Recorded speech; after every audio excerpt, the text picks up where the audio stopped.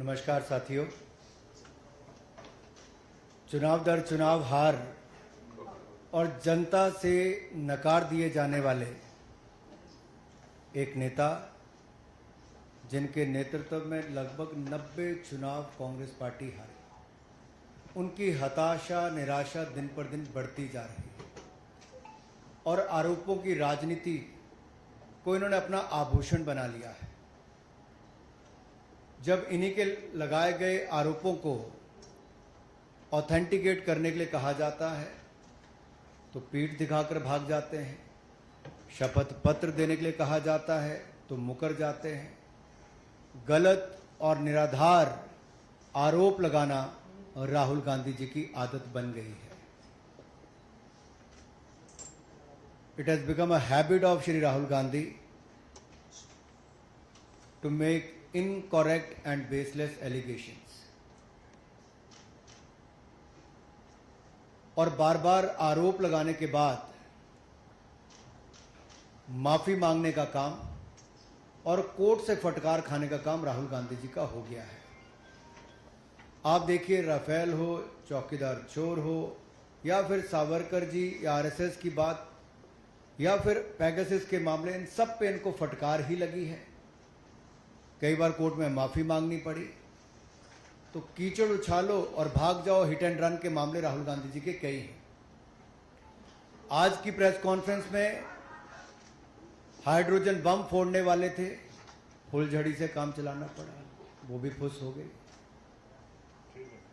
क्या हो गया? इलेक्शन कमीशन ने बड़ा स्पष्ट कहा है कि no deletion of any vote can be done online by any member of public.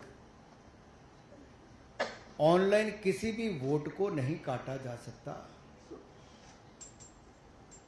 और no deletion can take place without giving an opportunity of being heard to the affected person. तो बगैर किसी की बात सुने उसका वोट नहीं काटते, उस पर निर्णय नहीं करते। 2023 में अनसक्सेसफुल अटेम्प्ट्स की गई, प्रयास किए गए जो विफल रहे, नाम काटने के आलंद असेंबली कॉन्स्टिट्यूएंसी में। और ये इलेक्शन कमीशन ने एफआईआर फाइल करने के लिए ही कहा था इसको, और मैटर इन्वेस्टिगेट करने के लिए भी इलेक्शन कमीशन ऑफ इंडिया ने ही कहा था। इलेक्शन कमीशन ने मोबाइल नंबर पहले ही उपलब्ध करवा दिए हैं, आईपी एड्रेस अगर दे दिए हैं, अगर मोबाइल नंबर दे दिए, आईपी एड्रेस दे दिए, तो कांग्रेस शासित राज्य की कर्नाटक की सीआईडी ने अब तक क्या किया?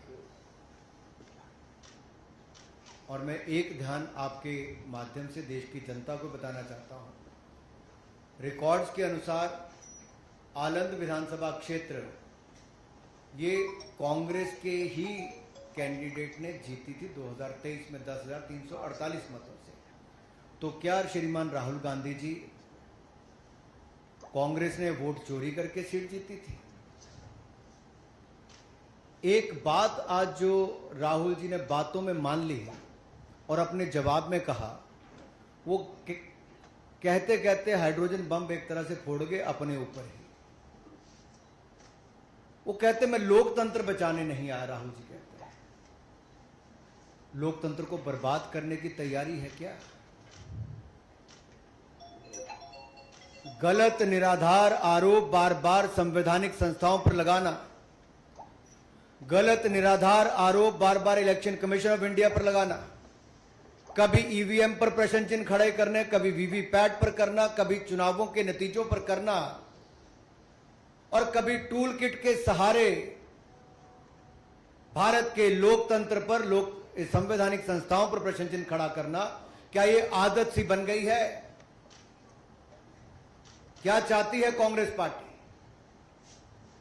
पूर्व प्रधानमंत्री इंदिरा गांधी जी सत्ता का दुरुपयोग करके, अफसरों का दुरुपयोग करके चुनाव जीते तो कोर्ट उनको बाहर का रास्ता दिखाता है। राजीव गांधी जी की हत्या के बाद एक लोकसभा का चुनाव पेंडिंग नहीं होता, एक महीने तक अगर चुनाव को स्थगित कर दिया जाता तो किस पार्टी को फायदा उस समय के इलेक्शन कमीशन ने दिया? रमा देवी जी, एमएस गिल, टीएन शेषन से लेकर ये बाकी सारे इलेक्शन कमिश्नर जो थे, किस पार्टी ने नियुक्त किए और वापस किस दल में गए? कांग्रेस पार्टी में गए। इलेक्शन कमीशन का दुरुपयोग इन्होंने कभी किया होगा,